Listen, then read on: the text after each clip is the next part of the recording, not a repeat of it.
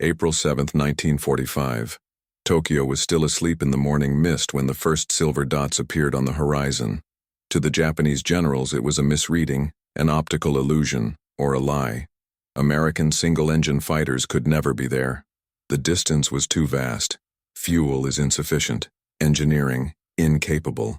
That was what they had been assured of. But they were. And they flew in formation. This was the thesis that no one wanted to admit. The technological, logistical, and industrial superiority of the United States had finally crossed the Pacific. Not with bombs, but with precision. Not with hope, but with mathematics. And above all, with Merlin engines intoning a new truth. The Japanese sky no longer belonged to them. This video will tell the story of that moment. How an air force deemed impossible by Japanese strategists became visible over its capital. How the imperial doctrine was torn into thin air not by ideology but by efficiency. And how each Mustang represented not just an airplane, but the failure of an entire worldview. That day, the Japanese pilots looked up, and they saw the end flying toward them. But before we dive into the data, there's one statistic that defines this story better than any sentence. In April 1945, more than 100 P-51 Mustang fighters alone crossed 750 miles of open ocean, unescorted, unrefueled, to rendezvous with more than 100 Japanese interceptors in the skies over Tokyo, and come back with minimal losses. For the Imperial General Staff, this was not only unlikely, it was mathematically impossible. And yet, it happened. This video will show how this impossibility was transformed into routine, not by magic but by engineering, logistics, and precision industrial calculation. If you value this type of historical rescue, leave your like and subscribe. This keeps alive the memory of those who believed that certain skies would never be violated. In 1944, with bombing raids still hitting the Marianas and the Pacific front narrowing, the high commands of the Imperial Army continued to feed a strategic illusion that would shape the entire Japanese air culture. The certainty that no enemy fighter would have enough range to touch the home islands. The doctrine was clear and unyielding. Japan was a fortress isolated by the sea, protected by its geography, the scarcity of islands with nearby infrastructure, and above all, its distance. No American plane will get here with fuel to fight and come back alive, said the manuals the instructors repeated, and believed the young pilots hastily trained in the air academies. This doctrine of isolation was not only strategic, it was also spiritual. The concept of the kamikaze, the sacred sacrifice, and the divine protection of the kamikaze no kaze, the wind of the gods, reinforced the idea that any enemy attempt to breach the skies of Japan would be punished, not only by weapons, but by the very nature and will of fate. Within this bubble of mystical security, training continued to focus on local interception, short distances, and maneuvered combat. The tactics completely ignored the possibility of combat at altitudes above 25,000 feet, or engagements with single-engine fighters with intercontinental autonomy. The enemy, for them, was what it had always been, limited by ships, limited by range, limited by logic. Yet on the other side of the ocean, an enemy didn't just belie these beliefs. He ridiculed them with facts, mass production, and engines that traversed the impossible. In factories in the United States, which operated in 3 shifts a day, the Mustang P-51D rolled off the assembly line every 66 minutes. In less than 2 days, America was producing more Mustangs than Japan could produce of operational fighters in an entire week. And the Packard Merlin engines, licensed copies of the British Rolls-Royce, arrived at the bases with 99% reliability and maintenance, while the Japanese engines began to suffer serial failures, caused by the shortage of steel, synthetic oil, and quality control. The Japanese pilots didn't know this. They lived in a system that filtered out bad news and drowned out inconvenient numbers. What they knew was what they were told. Japan still has control of the air. The heavens are ours. And so, when the first reports of sightings of non-carrier enemy fighters over Honshu arrived, the reaction was one of absolute denial. It was impossible. It must be a mistake. Maybe bombers getting lost. Perhaps optical illusions. The doctrine said that it was not possible. Therefore, it could not be real. But it was. And the first shock came not from pilots, but from radars. Ground operators began reporting contacts at unexpected altitudes, with speeds that didn't match known standards. One intelligence officer described, "We were seeing ghosts in the sky. None of that speed and that flight profile could be here." But they were. At 25,000 feet, the Mustangs flew with a range of 7,600 miles, crossing the Pacific as if the sea did not exist. Powered by 100-octane gasoline refined in Texas, guided by weather charts based on submarine information, and backed by a precision logistics system, Mustangs challenged not only Japanese limitations, but the Empire's entire faith in their invulnerability. At this point, it is worth pausing. By 1945, the United States produced 9 gallons of jet fuel for every one that Japan could synthesize. And this one, in many cases, was taken from absurdly inefficient processes, such as the extraction of pine root oil. Yes, while Mustangs flew on refined fuel, Japanese fighters tried to fly on agricultural byproducts. If this statistic surprised you, comment below. Logistics wins. Because in the end, that's exactly what happened. And every week, the lie of Japanese security was eroded not by bombing, but by fighter jets that weren't supposed to be there. On the official radio, silence. In the newspapers, silence. But on the fields, at the bases and among the pilots, doubt grew like cracks in a dam. "If they are here, what else can happen?" they murmured. The presence of the Mustangs not only tore through the sky, but it tore through dogma. They didn't come from aircraft carriers. They had no folding wings. They flew alone, with precision, and returned home. It was an operational logic that Japan simply did not understand. While their missions were still based on the expectation of sacrifice, the Americans flew with one goal: to win, and to come back. And this detail changed everything, because every Mustang that came back was a plane ready for another mission, and another, and another. The Japanese doctrine of self-sacrifice, built to compensate for scarcity, now faced an adversary who did not have to die to win. It was enough to fly.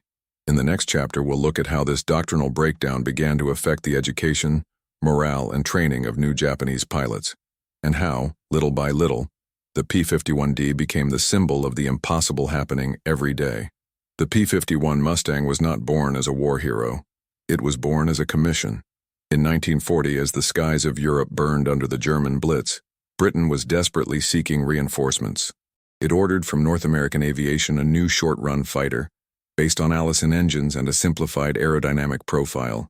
It was, at first, a quick solution, an emergency reinforcement, cheap, functional, and immediate. The first prototype flew in just 117 days after the contract was signed. But what seemed to be a modest project began to attract attention. Its laminar flow wing, developed by Edgar Schmude, a German-born American engineer, offered unprecedented aerodynamic performance, reducing drag by up to 35%. The fuselage was clean, the cockpit well-positioned, and the structure was designed for field maintenance. What the early Mustang lacked was power at altitude. The Allison V1710 engine lost efficiency above 15,000 feet, a critical limit in European combat. And that's when the story changed. The British proposed something unlikely: to replace the American engine with the Rolls-Royce Merlin 61, already used in Spitfires. The marriage between the American chassis and the British heart resulted in a new type of machine. The Mustang became the first fighter capable of accompanying heavy bombers to Berlin and back. The P-51B, the first model with the Merlin, reached 710 km/h at 30,000 feet, maintaining performance and control at altitudes previously unreachable. The jump was so significant that in less than a year, the U.S. 8th Air Force converted nearly all of its escort squadrons to Mustangs. The impact was immediate. The B-17 loss rate dropped dramatically. For the first time, daylight bombing could proceed with cover to the target and back. In 1944, the Luftwaffe lost 18% of its fighter strength in a single month. The technical revolution was underway, but it was more than engineering. It was a doctrine of war. While the Germans were still developing experimental projects such as the Me-262, with unstable jet engines and fragile logistics, the Americans were already delivering thousands of identical Mustangs, with interchangeable parts, simplified maintenance, and proven mechanical reliability. Each P-51 left the factory ready to join any squadron, without line adjustments, without improvisation. It was standardization elevated to the level of strategy. The Packard Motor Car Company, responsible for producing Merlins in the U.S., didn't just replicate British engines, it improved them.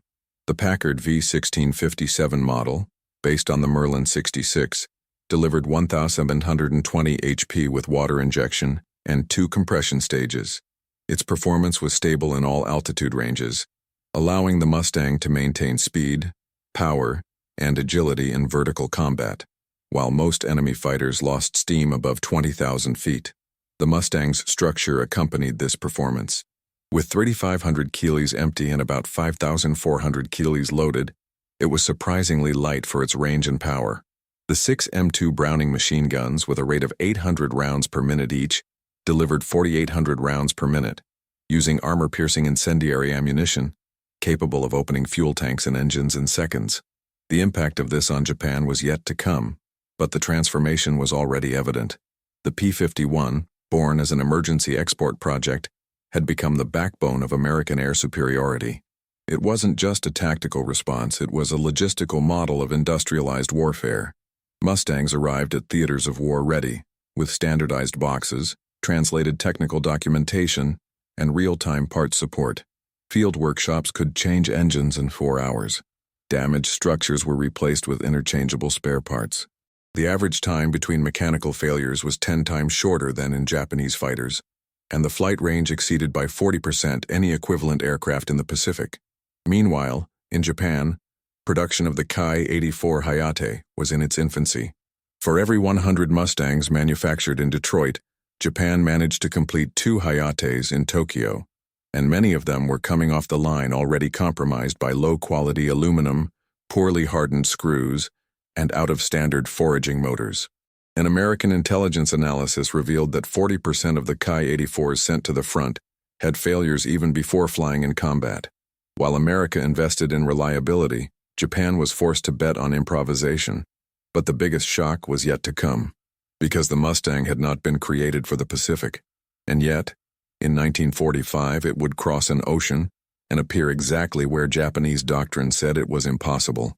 The plane that was born as a British urgency was about to redefine the very concept of air warfare on the Eastern Front, and it would all start with a 750-mile flight without an escort, straight into the heart of the empire.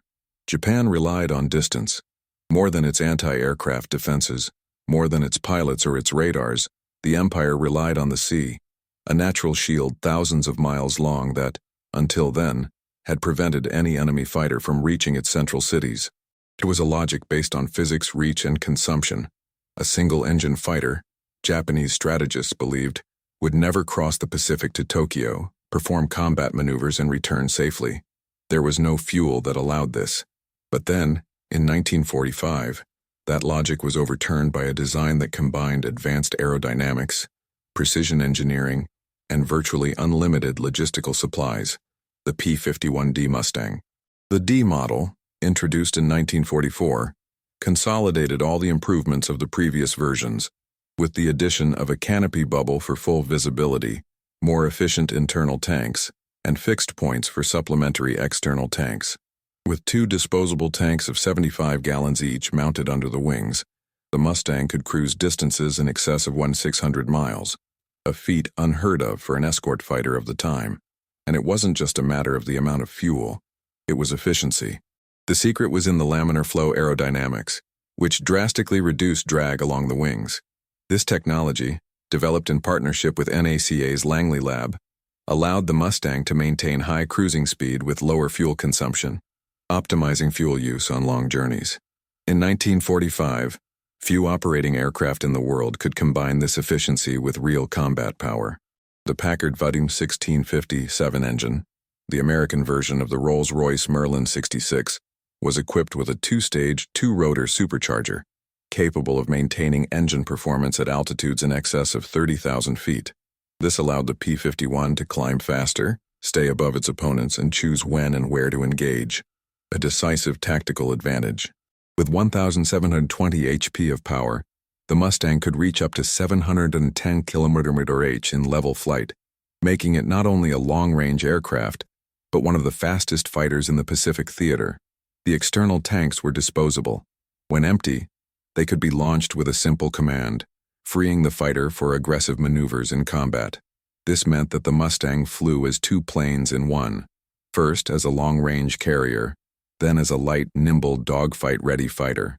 The P-51D's reinforced airframe allowed it to withstand forces of up to 8 Gs in tight turns, without loss of control or compromise of the airframe. The pilot, in turn, had one of the most modern cockpits of the war: standardized panel, long-range VHF radio, continuous flow oxygen, cabin heating and redundant warning systems. The 360-degree visibility offered by the D-model bubble allowed for full situational awareness, something critical in vertical combat, and there was still the weaponry. 6 Browning M250 machine guns with armor-piercing incendiary ammunition, capable of collectively firing more than 4,000 rounds per minute. A well-placed Mustang could dismantle a medium bomber in 7 seconds of continuous fire. Against the fragile Japanese fighters, which in many cases had no rear armor or sealed fuel tanks, the effect was devastating. But what made the Mustang truly revolutionary was its consistency. On missions departing from Iwo Jima, newly conquered after one of the bloodiest battles in the Pacific, the P-51Ds took off with full tanks, flew 750 miles to the Japanese archipelago, fought, strafed airfields, and still returned with enough fuel for the waiting circuit. One such mission, in April 1945, saw 108 Mustangs take off, intercept more than 100 Japanese fighters, and return with losses of less than 5%. For a single-engine fighter in a maritime theater, this number was absurdly low. The Japanese doctrine, based on mathematical impossibility, collapsed in the face of data. American engineering had defeated geography. In a confidential report, a Japanese official wrote, "The sky is no longer a barrier. Now it belongs to the enemy." More than a tactical confession, it was a philosophical surrender. Space, once protective, had become passable, dominatable, predictable. The Mustang didn't just fly over Tokyo. He flew over an idea, and that idea was crumbling. In the next chapter, we will see how this reality break reached the Japanese command centers, and how the Empire's own intelligence was taken by surprise by a force that was not included in the manuals. The Mustang crossed the sky with millimeter precision, but its true strength did not come only from the power of its engines or the range of its tanks. It came from what Japan lacked: reliable intelligence, accurate weather data, up-to-date maps, long-range radios, and interconnected war logistics. By 1945, the Japanese Empire was fighting blindly. Its radars, based on outdated technology derived from German models from the beginning of the decade, operated at low resolution and suffered constant interference. Most were limited to distances of 100 to 150 kilometers in good atmospheric conditions, and even then, with a high rate of false positives. To make matters worse, the archipelago had fewer than 200 active radar stations, many of them with poorly trained operators and equipment without proper maintenance. When Mustangs appeared in the sky, the alerts came late, confused, or didn't arrive at all. The weather, another critical point, was collapsing. While the United States operated dozens of weather submarines scattered across the Pacific, feeding forecasting centers with real-time data, Japan based its missions on sparse and often outdated information.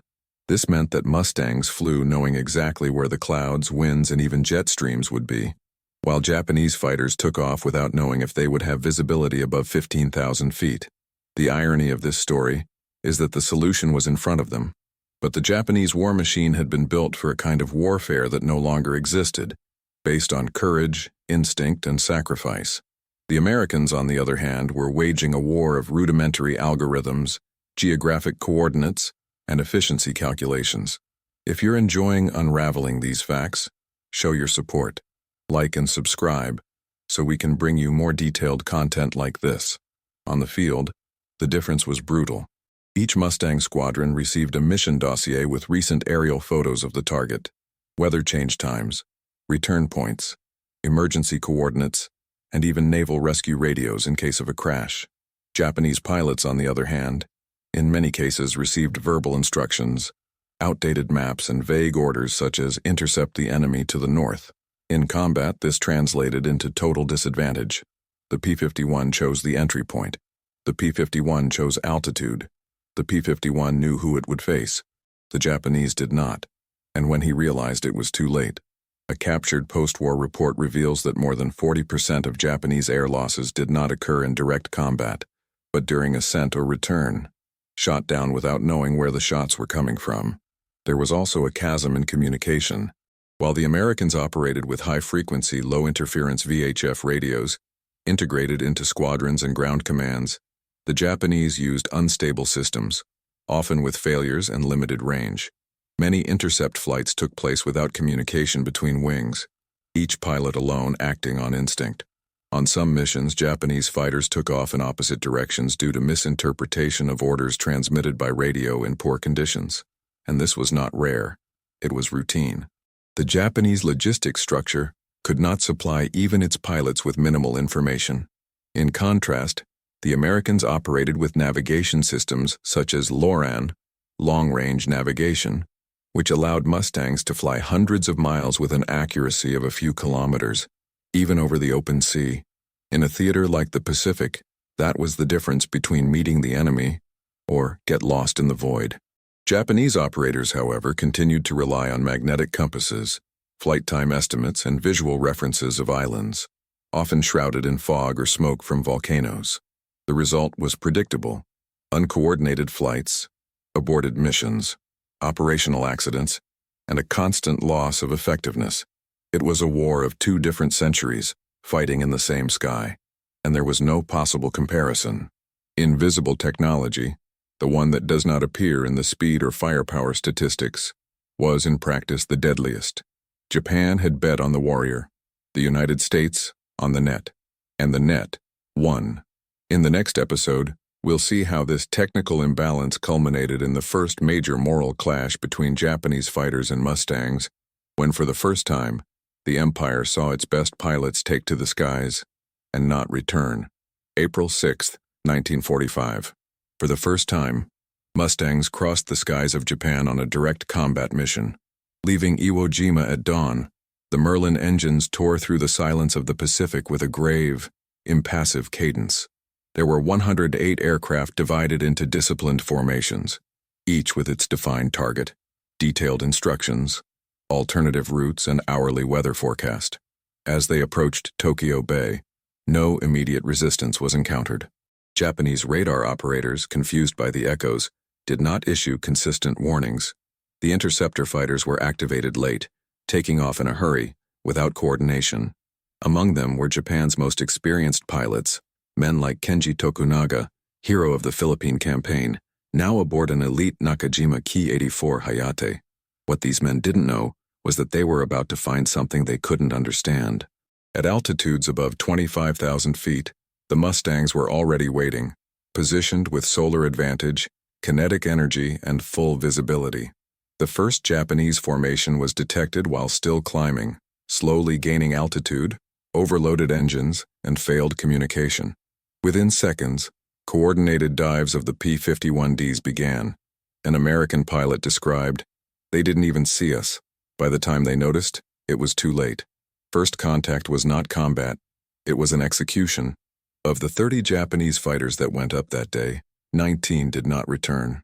Those who survived reported what they called an omniscient enemy. Post-war accounts reveal the shock. A Japanese pilot wrote, "We heard about the Mustang, but we never saw it. When it appeared, it wasn't an airplane. It was a predator." The impact was not only physical, it was psychological. For years, pilots had been indoctrinated to believe that the enemy would never arrive, that the skies of Japan were under the protection of past generations, of tradition, of sacrifice. Now all that collapsed in seconds. The moral structure, built on honor and faith, was torn apart by a cold and efficient machine. Many of the young pilots hastily trained to defend the homeland panicked. One veteran instructor wrote, "It was as if we had sent our children into an electrical storm." And there was something even crueler. The Mustangs didn't just win, they came back. After the massacre, the American fighters headed back to Iwo Jima, where they landed safely, fueled, rearmed, and they were ready to repeat everything the next day. Japan had lost men it could not replace.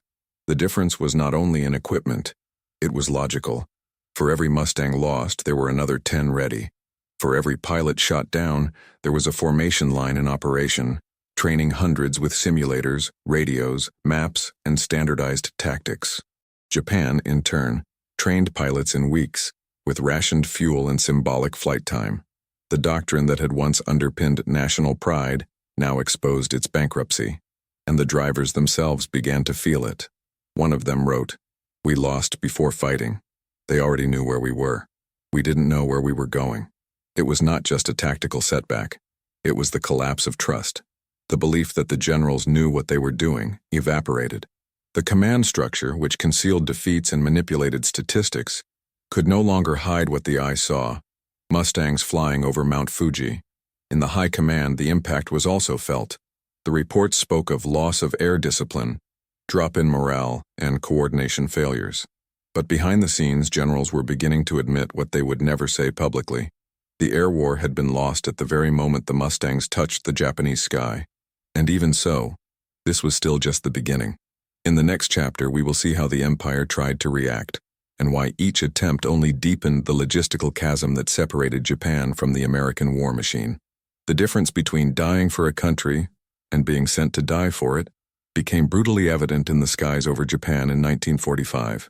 While the Mustangs flew with young American pilots who averaged more than 600 flight hours, much of it in simulators, realistic tactical training, and squadron maneuvers, the Japanese pilots who took off to intercept them were mostly teenagers with less than 30 total hours in real aircraft. Many had never fired a Browning machine gun. Others had never flown in formation. And the difference wasn't just technical, it was philosophical. American doctrine prepared its pilots to win and come back. Each mission was planned with redundancy, contingency, and absolute priority in preserving the combatant. The suits included anti-G suits to withstand sharp turns, a functional oxygen system with sealed cylinders, inflatable vests with locators, VHF radios with direct channel with rescue squads, and even maritime survival kits. In Japan, the resources simply did not exist. Flight suits were improvised from recycled leather. Many flew unheated at freezing altitudes, and most did not even carry parachutes, a practice avoided because it was feared that the pilot would choose to eject rather than die fighting. It was a logic of sacrifice, not victory, a doctrine that exchanged efficacy for symbolism, and that, when placed face to face with the brutal efficiency of the American system, collapsed. Japanese ammunition, rationed to the limit, was even distributed in incomplete magazines. There were reports of pilots who went up with less than 40% of the total recommended load. The Mustangs, with more than 1,850 rounds per plane, had enough ammunition to engage multiple targets and still return with plenty to spare. Japanese radios operated on unstable frequencies, vulnerable to interference and without communication between wings. Many pilots flew mute, without contact with their own companions. On the other side, the Americans operated on code-synchronized networks with clear voice commands, aligned with aerial reconnaissance and ground intelligence. The difference widened in the details. A downed Mustang was not an absolute loss. If the pilot ejected, he was located by emergency radios and rescued by American submarines assigned to search and rescue operations, some equipped just for that. The Japanese pilot who fell into the sea disappeared. No chance of redemption, no registration. Another chip erased from the front. The American system was oriented towards the preservation of human capital. The Japanese, to the glorification of death. And the cost of this philosophy was evident in the numbers. By April 1945, the survival rate among American pilots shot down in the Pacific was 57%. Among the Japanese, it was less than 6%. This disparity not only affected morale but performance. The Japanese pilots who still survived knew they would not get a second chance. And that, instead of encouraging, limited. Many avoided engaging. Others hesitated. It was the opposite of American doctrine, where repetition and adaptation made the pilot more and more effective with each mission. There was no Japanese learning, only martyrdom, and this was being perceived within the ranks themselves. A veteran Imperial pilot, after surviving combat with Mustangs, wrote in his diary, "They train their men to win. We train ours to die. It's not courage, it's waste." This phrase, never published in his lifetime, summarizes the ideological tragedy that Japan was experiencing. The absolute belief in honor as the highest value had been held hostage by a system that could no longer fuel its planes, train its pilots, or protect its skies. Japanese youth, transformed into the moral shield of the empire, were thrown to the slaughter with promises of eternal glory, while the Americans returned home with decorations, promotions, and constant training. The contrast was stark and destructive, because courage isolated from the structure becomes a statistic, and the statistics at that time already announced the end. In the next chapter, we will see how Japan tried to reinvent its concept of air defense with desperate tactics, and how the adaptable, cold, and merciless Mustang responded with even greater superiority. By this point in the war, Japan was no longer just fighting airplanes. It was fighting against a rhythm, against an industrial cadence that never stopped, never slept, and never wavered.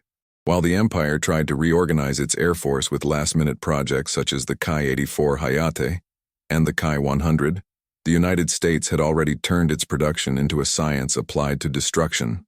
Of Mustangs alone, 15,586 units were produced, more than all the top-tier Japanese fighters combined. And this number wasn't just a symbol of abundance. It was a warning. The war wasn't being won in the sky, but on the ground. At plants like North American's in Inglewood, California, a new P-51D rolled off the assembly line every 66 minutes. Civilian workers, organized in continuous shifts, operated in sync with belts, standardized parts, and quality control systems that eliminated failures at the source. Meanwhile, Japan could barely keep its production lines intact. With the systematic destruction of its factories by B-29 bombing raids and the chronic lack of raw materials, the production of modern fighters dragged on. Only 3,500 units of the Ki-84 were built during the entire war, many of them with structural defects, engines with clearances beyond tolerance, and parts made with inferior metal alloys, all a reflection of a system that was already bleeding internally. The difference was not only in quantity, but in reliability. For every Mustang delivered, there were spare engines, standardized maintenance schedules, technical manuals distributed to field mechanics, and logistics channels dedicated to rapid parts replacement. Packard Merlin engines could be replaced in less than 4 hours by a trained crew, a time it took Japan to identify faults, search for handmade parts, and often declare the plane inoperable. And it wasn't just the plane, it was the fuel. The Mustang flew on 100-octane aviation gasoline, which was serially refined on the mainland and transported by armored tankers and supply ships. Japan, on the other hand, isolated by naval blockades, resorted to the emergency production of fuel derived from wood, pine roots, and even fermented sweet potatoes. The result was combustion instability, engines that failed in mid-flight, and increasingly unpredictable performance. The American supply chain was a continental cog. Liberty ships, mass-built freighters with standardized welds and modular design, could be produced in as little as 42 days. During the war, the U.S. launched more than 2,700 such ships. They crossed the Pacific supplying bases, carrying parts, fuel, ammunition, and even dismantled aircraft. Each Mustang sent to the front was accompanied by containers with their spare parts, maintenance manuals, specific tools, and even training kits for base mechanics. And here it is worth pausing for a fact that defines the scale of this invisible war. While the Japanese were able to produce about 350 planes per month in 1944, the United States was producing, in the same period, 7,500, a difference of 20 to 1. If this ratio surprised you, comment below. Absolute power. Because, in the end, it was just that. An industrial power that could not be stopped by courage, strategy, or mysticism. Japan sent planes with what it had. America sent planes with what it wanted. The war, which began as a conflict between pilots, was now fought by engineers, metalworkers, laborers, and riveting machine operators. In Detroit, a Mustang was mounted on lines that resembled Swiss watches. In Tokyo, a fighter was finished with parts repurposed from previous models. And even so, the Japanese went up, and they fell. The war had become a serial production, and the American series did not fail. In the next chapter, we'll look at how this logistical supremacy allowed Mustangs to not only win battles, but to begin to shape enemy behavior, forcing Japan into desperate decisions that would hasten its own downfall. When the first Mustangs flew over Tokyo, they were greeted with incredulity.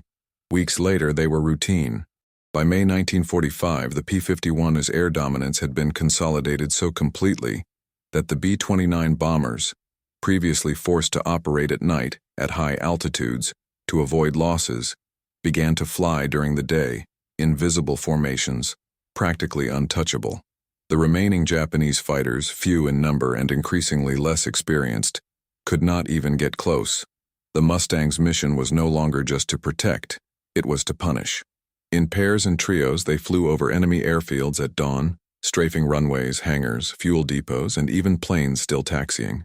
One Japanese observer described, "They appeared with the sun. They seemed omnipresent." The empire had lost the skies, and more than that, he had lost the right to call them his own.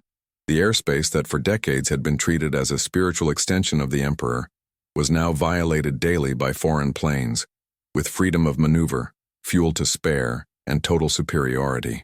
In Tokyo neighborhoods, civilians watched Mustangs cut through the skies above the imperial palace, and what would have been unthinkable before, an enemy flying over the heart of the nation, became, within weeks, part of everyday life. The psychological impact was immense. The anti-aircraft defenses, scattered and obsolete, could not respond. The sirens sounded late. Often they didn't even sound. And even when the B-29s were detected, the Mustangs had already cleared the surrounding sky. The Japanese planes were destroyed while they were still on the ground while fueling. And when they managed to take off, they faced enemies with higher altitude, greater visibility, and greater firepower. The disproportion was total. For every Mustang shot down, 10 Japanese planes were lost, a number that got worse every week.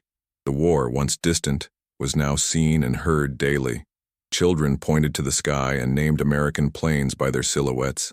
Women hid in the fields, not from the bombardments but from the grazing machine guns. The idea of inviolability, cultivated for generations, crumbled under the metallic roar of Merlin engines. Japan was exposed, and he knew it. In internal documents, generals admit that control of the national airspace has been completely lost, a phrase that, until months earlier, would have been considered treason. Such was the supremacy that the United States began reconnaissance flights at medium altitude without escort. They did not even expect resistance, and they almost never found it. With air control secured, the bombings began to target secondary logistical targets, industrial villages, scattered armaments factories. Destruction was no longer a matter of if, but of when, and even so, the empire continued to send young people to heaven, without hope, without structure, without return. The symbolism was brutal. In the heart of Japan, the enemy flew freely and with impunity. And when that happens, the war no longer needs to be won with weapons. It begins to be overcome in the spirit. In the next chapter, we will see how this absolute air dominance altered the perception of war within Japan, and how the people themselves began to doubt the victory they had been promised. In the last months of the war, flying into the Japanese skies was, for many pilots, a sentence foretold, not of glory, but of exhaustion. With each mission, it became more apparent that the planes taking off were no longer ready to return. Japan, besieged and fragmented, had collapsed logistically. The production of aviation fuel, already compromised by naval blockades and industrial bombings, was insufficient even to maintain training flights. Many fighters set off with only 2/3 of the tank's capacity, knowing that if they didn't fall in combat, they would crash for lack of fuel. The doctrine of the return had been abandoned. Munitions were also rationed to a critical point. Pilots took off with incomplete cartridges, often with only 1 or 2 magazines per machine gun. The aircraft, subjected to extreme use and lack of parts, operated with unstable hydraulic systems, failing landing gear, engines with valve clearance, and fuselages already patched with improvised materials. On the field, this meant this. A Japanese pilot knew he couldn't make a mistake. A wasted burst meant being defenseless. A wrong maneuver could mean engine failure. The margin of survival was 0. And even so, they went up. Not because they expected victory, but because the culture of absolute duty demanded it. The Mustang, in this scenario, became more than a tactical enemy. It has become a symbol. The plane that flew high, fast, and far. The plane that always came back. The contrast was so visible that in letters from Japanese pilots to families, the name Mustang began to emerge as a synonym for an invincible opponent. One pilot wrote, "They come from a world where metal is perfect and the sky is theirs." It was no longer just a war between armies. It was a war between moral structures. Japan launched poorly trained young people, in patched planes, with no real prospect of victory, against organized, well-supplied, and tactically superior squadrons. The tactic of sacrifice had become, in effect, a silent plea for forgiveness. Many flew with letters in their pockets, apologies to their parents, instructions for cremation, promises of spiritual reunion. The war had crossed the barrier of strategy. Now it was a succession of desperate gestures. The Mustang, on the other hand, seemed to emerge with a mechanical tranquility. It dived, attacked, climbed, always in formation, always with fuel reserve, always with supplies back. It was as if the enemy operated on another level, not just technological but mental. A Japanese pilot, shot down and captured, told an interrogator, "They fly as if they are not afraid, and we, as if we didn't have time." This was the cruelest dimension of the Japanese collapse. Time. There was no longer a strategic horizon. Only days counted. Missions were scheduled with erased spreadsheets, absent meteorology, maps photocopied on low-quality paper. The commanders knew they were sending men to the impossible, and even so they did, because surrender was still unacceptable, because defeat was still seen as a shame, because the imperial doctrine still required the facade of resistance. But the facade cracked. The people who saw the Mustangs crossing the sky no longer applauded. I couldn't believe it anymore. The sacrificial machine worked without fuel, without parts, without meaning. In the next chapter, we'll look at how the Japanese command itself began to recognize that the only remaining response was programmed death, and how the Mustangs would be the first to face this new weapon, the kamikazes. The sky of Japan, which for centuries was a symbol of purity, spirituality, and inviolability, had become metallic. In the middle of 1945, there was no morning when the horizon did not tremble with the deep roar of the Merlin engines. They were sounds unlike anything the Japanese people knew. Bass, long, continuous, sounds that did not come from the past, but from the future.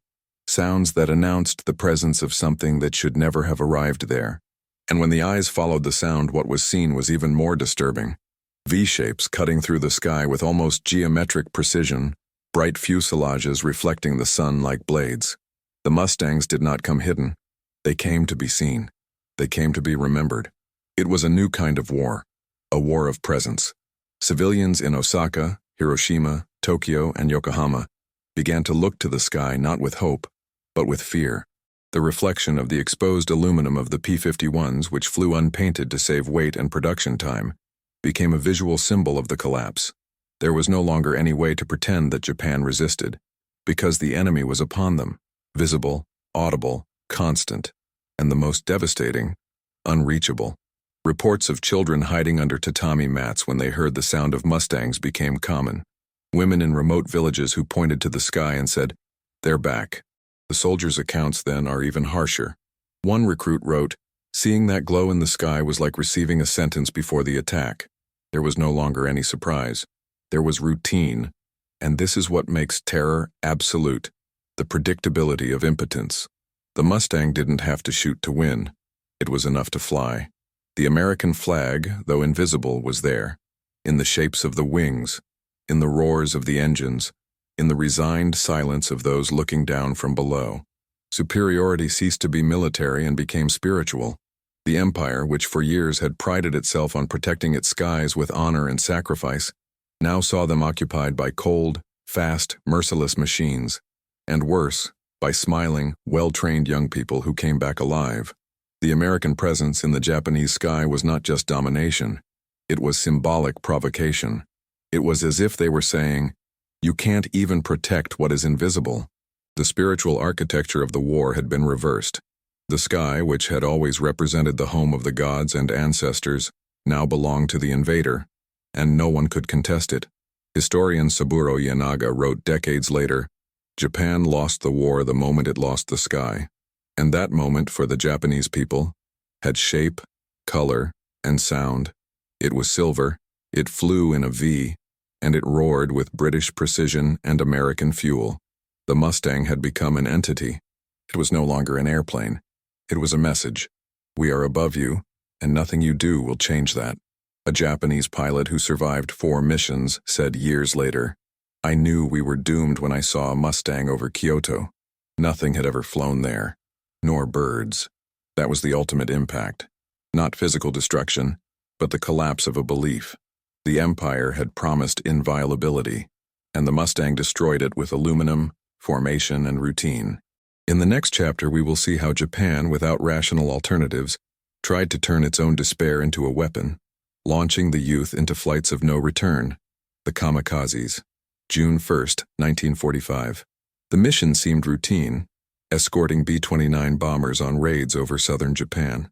The Mustangs had taken off in impeccable formation, as usual.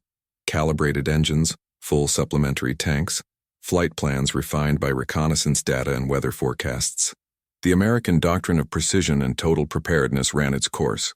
But heaven that day had decided to play against it.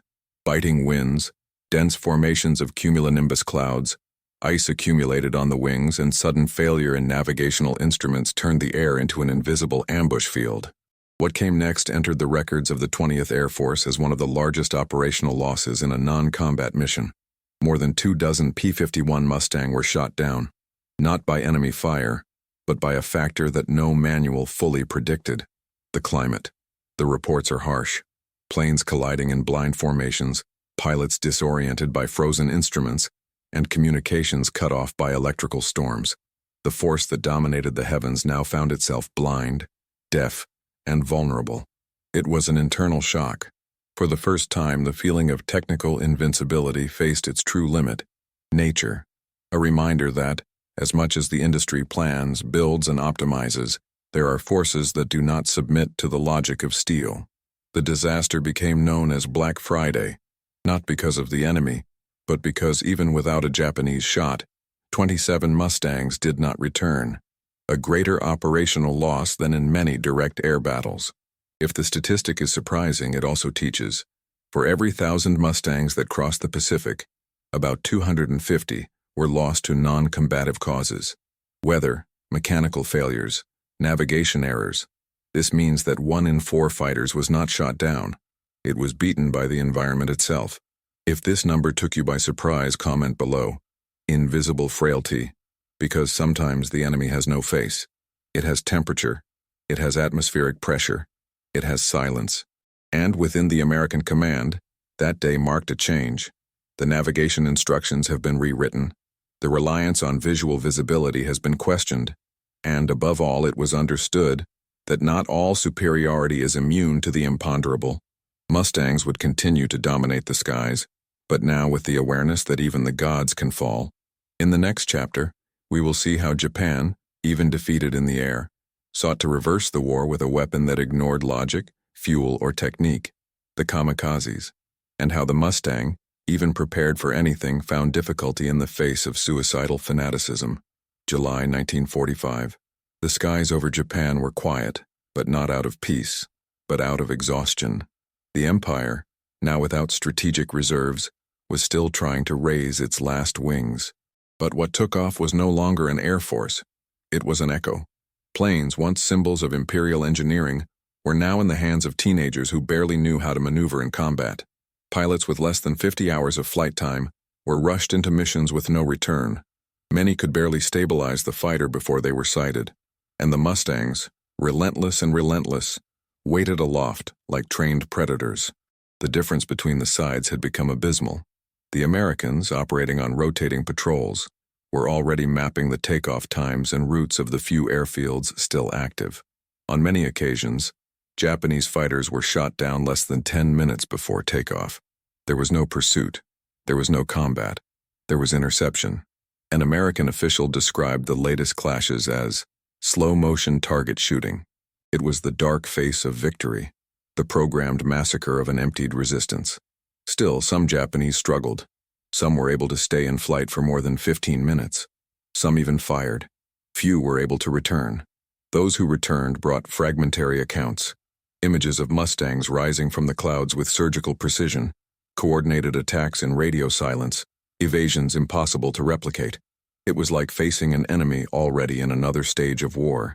The Americans, with their VHF radios, Onboard radar navigation and digitally calibrated altimeters seemed to operate out of time. What for Japan was still a tactical effort, for the US was already an algorithm. On Japanese soil, the feeling was one of fatalism. Base officers no longer register combat as missions. They started to call them matches.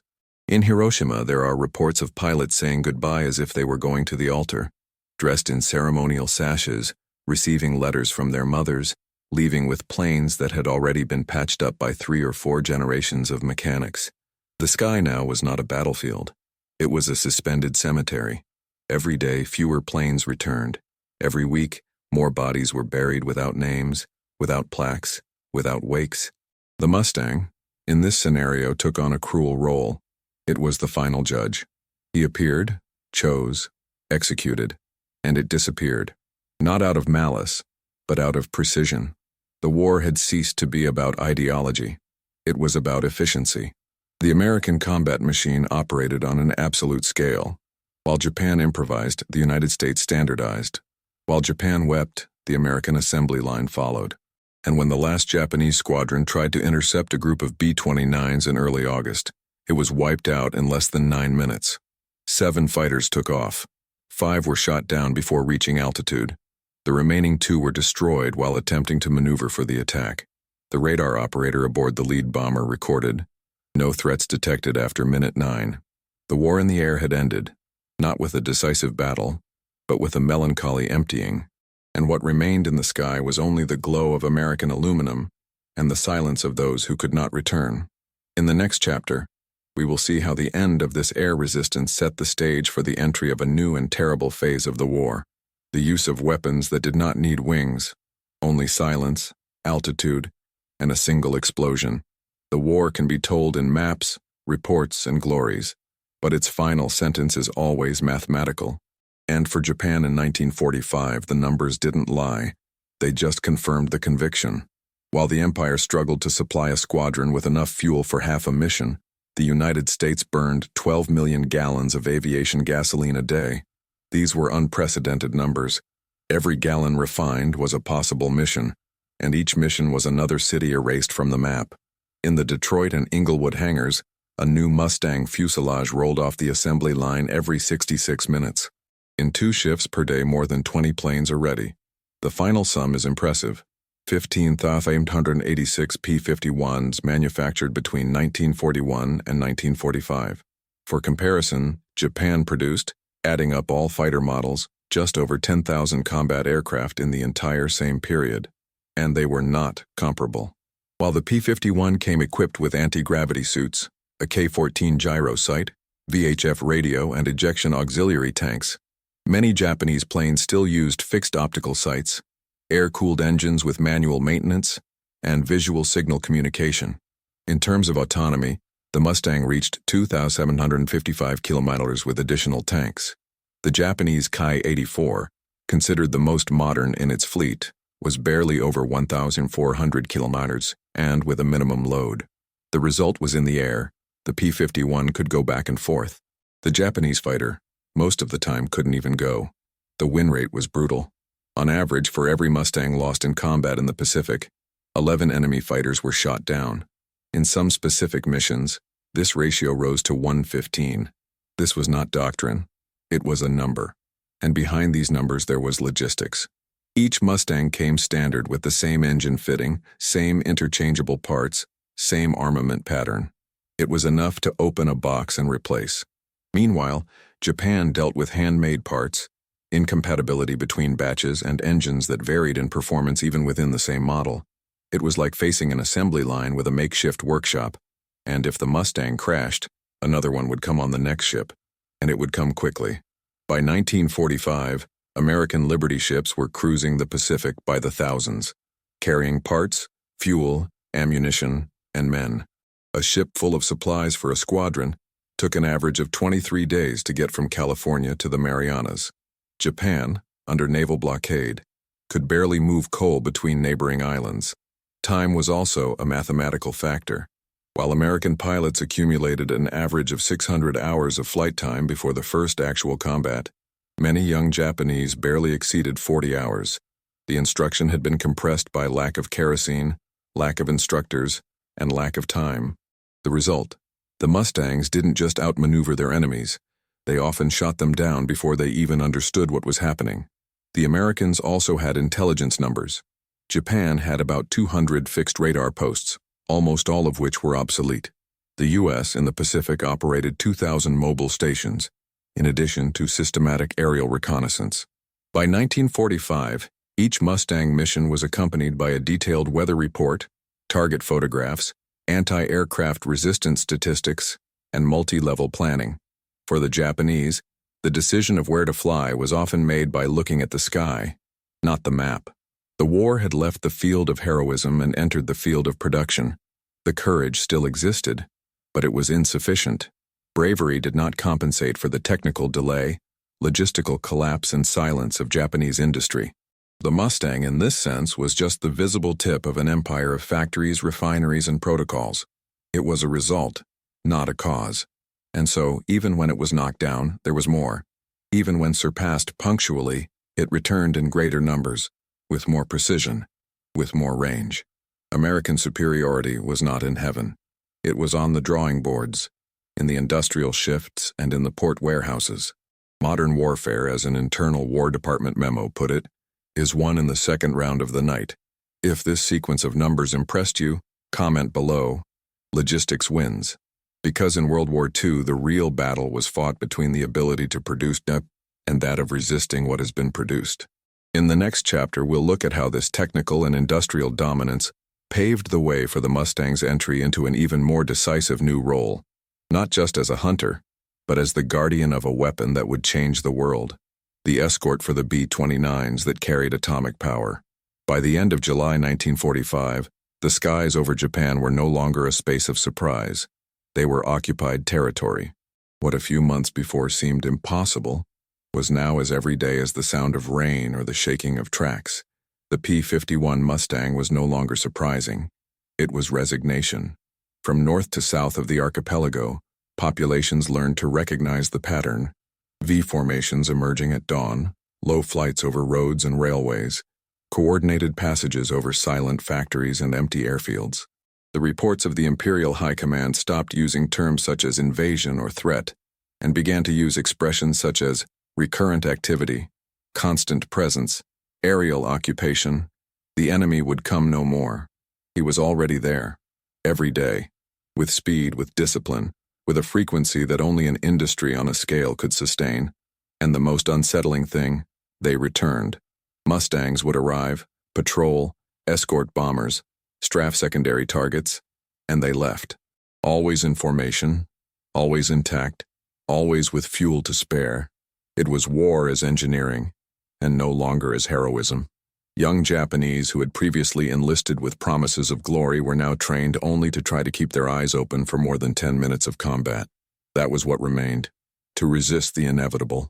The Americans, for their part, had reached the highest point of supremacy, the normalization of the impossible. Flying from Iwo Jima to Tokyo, engaging enemies, protecting bombers, returning safely. All of this had become logistics. What was a miracle was now standard procedure. And this stability is what sealed the fate of the conflict, because there was no more reaction. There was no more variable. The Mustang had become not only proof of the failure of imperial doctrine, but the embodiment of repeated defeat. Every morning, with each engine started, with every shadow on Japanese soil. The effect on national morale was devastating. The factories did not work. The warehouses were empty. Military radios issued orders that no one believed anymore. And in the temples, the monks prayed not for victory, but for an honorable surrender. A Japanese official wrote in a diary, "Their presence in the sky is no longer a provocation. It's a daily reminder that our hour has passed." And that's perhaps the most destructive impact of total air supremacy. It doesn't win hard. It wins with repetition, exhausts, drains, erodes. War became, for Japan, a waiting run by the enemy. Time was no longer an ally. It was a countdown. And meanwhile, the Mustangs continued to cross the skies, now not as a novelty, but as a routine. If you are enjoying understanding how history is also built with repetition and precision, like and subscribe. This helps to keep alive this journey through facts that the rush of the present usually forgets. In the next chapter, we will understand how this everyday supremacy paved the way for the most decisive of all missions, the protection of bombers that would carry not only explosives, but the very end of the war.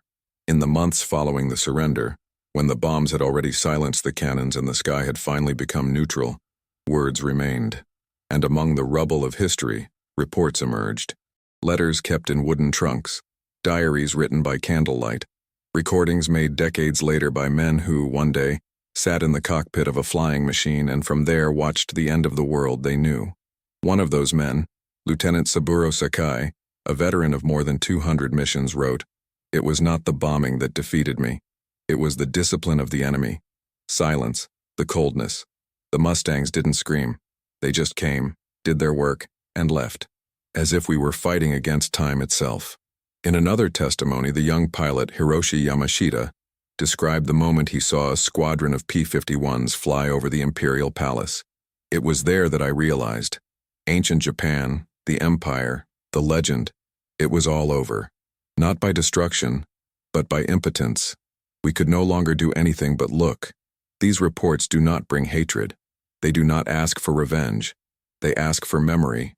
They are voices that, instead of roaring, murmur. And in that murmur is the pain of the soldier who survives, not to win, but to remember. One pilot, who preferred not to be named, wrote in his diary, "I fought for the Emperor, but when I saw a Mustang cross the sky unopposed, I understood that the Emperor could no longer protect us." The strength of these testimonies lies in honesty. No attempt at forced heroism, no glorification of defeat, only naked observations that the enemy who awaited them was not driven by hatred, but by planning. He did not act out of emotion but out of calculation. And that's exactly what devastated them.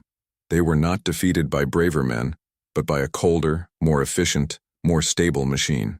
The Mustang, in these memoirs, appears as an almost ghostly figure, his silver painting gleaming in the sun, the peculiar sound of its Merlin engine, the speed with which it appeared and disappeared from the visual field. For many, he became the symbol of the end, not only of the war, but of an entire generation that believed that will was enough. A curious report comes from a Japanese radio operator who served at a base in Chiba. "I began to identify the same flight patterns. I knew when they would come. He knew that nothing could be done. Mustangs were like the winds, and yet, every time I heard them, my heart raced." This normalization of terror, narrated from the other side, brings to light an uncomfortable truth. Technological superiority, when consolidated, does not humiliate in combat. It humiliates in predictability. When the enemy knows he is going to lose before he even engages, combat is no longer a fight. It's destiny. And that fate was etched into the skies with the silhouette of a single-engine fighter jet that redefined the impossible. The latest report comes from a kamikaze pilot who survived due to engine failure and was captured by the Americans. Years later, in an interview, he said, "We were taught that our spirit would beat their machine, but their machine wasn't just steel, it was organized spirit." If these stories are emotional, it is because they humanize, because war, even between machines, is still made up of men.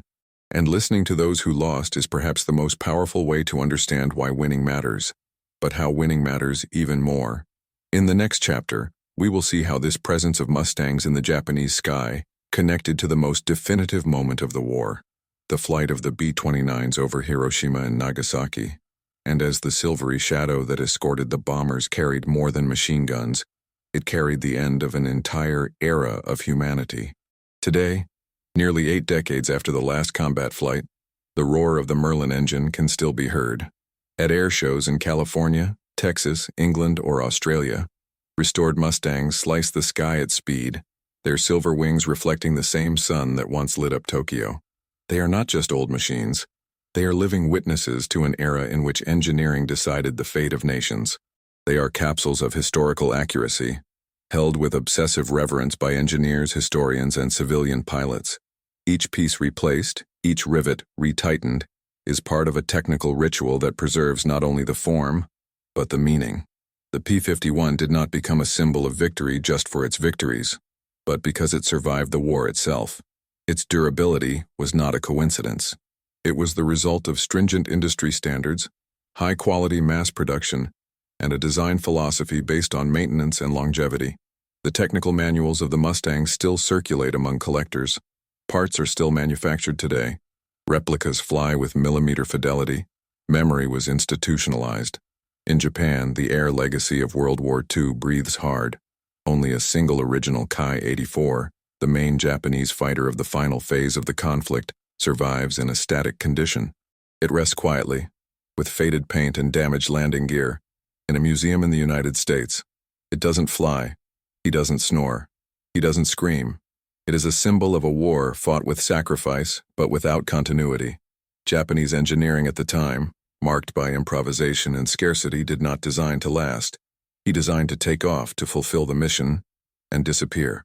The absence of preserved fighters, of working engines, of maintenance manuals circulating freely, is part of a technical silence. The empire of the rising sun taught its pilots how to die. The Americans taught their pilots how to turn back. This contrast, philosophical, structural, logistical, extends to this day in the relics that remained. In the post-war period, thousands of Mustangs were sold as military surplus to other countries. They served in Israel, South Korea, Brazil, Indonesia, Italy. Some remained in military use until the 1980s. The model that started as an export project has become a global legend, not just for its power but for its permanence. The Mustang became standard. The Ki-84 became a footnote. And in this there is a profound lesson. History does not only remember who wins, remember those who build. Because what is made to last resists time, and carries in steel and aluminum the memory of what was possible. The difference between the Mustang and its opponents was not only in speed, range, or armament. It was intentional. One was designed to come back, the other, never to be seen again. And so, in the skies of the present, the sound of an industrial victory still flies. It still lives the reflection of a technical decision. Between the roar of the pistons and the glow of the wings, the phrase that defines the century still echoes. It is not enough to fight. It is necessary to build to resist. In the next chapter, we will see how these material remains find their definitive place, not in the sky but in the collective memory, and how the silence of a defeated enemy still speaks louder than 1,000 books. For centuries, Japan has cultivated the myth of the kamikaze as more than a tactic, as a spiritual shield. The archipelago was believed to be protected not only by its defenses, but by a mystical force that stopped Mongol invaders, withstood earthquakes, and guided empires. This divine wind, metaphor and doctrine, was the moral basis of all Japanese military faith in World War II. It was the ultimate argument against any logistical calculation. But in 1945, that wind stopped, and what went into place was not just a fleet, a bomber, or a new strategy. It was an idea that war, unlike faith, can be won by numbers. The Mustangs, flying in formation over the heart of Japan, didn't just carry ammunition. They carried the visible proof that geography could be defeated, that courage was not enough, and that the time of myth was over. When the populace looked up and saw enemy fighter jets streaking through the skies in midday, they understood something that no speech by the emperor would ever admit. The divine wind had been bottled up, studied, surpassed, and replaced by liquid-cooled engines and navigation systems calibrated with mathematical precision. It wasn't the bomb that destroyed Japan first.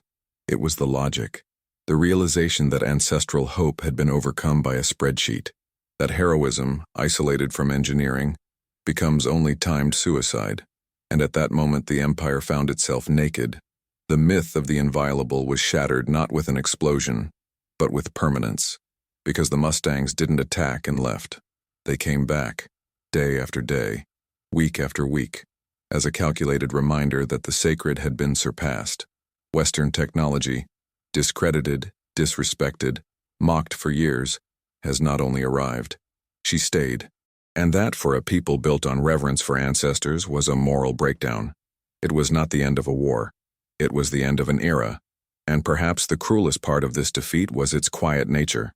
No ceremony marked the moment when Japan realized that its gods had been vanquished. Only the sound of Merlin engines crossing the sky at 12,000 feet, with impassive precision. In the next chapter, we will see how this philosophical collapse consolidated itself in form.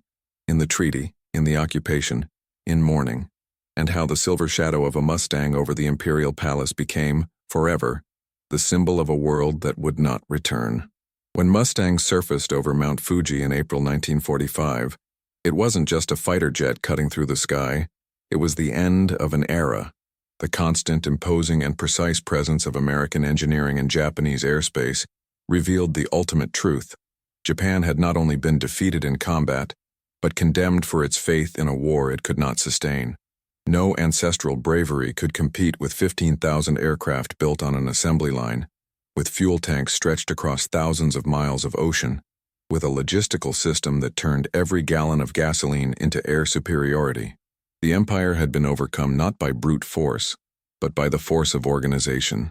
The age of samurai, dogma, and ritual has been crushed by gears, statistics, and spreadsheets. The war ended in the skies before it ended on the ground. From the moment a P-51 flew over the imperial palace in the middle of the day, defeat was no longer a possibility, and became a sentence. And this is where history offers us its most severe lesson. In modern conflicts, courage without structure is just noble noise. It is the rhetoric of defeat, because the real victory is no longer decided in the duel between individuals, but in the dispute between systems. Logistics determines the strategy. The production dictates the breadth. Science turns the impossible into routine. Japan did not fall because it fought badly. It fell because it fought against the future. When industry becomes a weapon, not even the gods escape. And that's what the Mustangs heralded with their flight. The end of a world ruled by honor and the birth of another, ruled by calculation. Albert Speer himself, Nazi Germany's armaments minister, would confess after the war, "We were not defeated by tanks or soldiers. We were defeated by an assembly line that never stopped."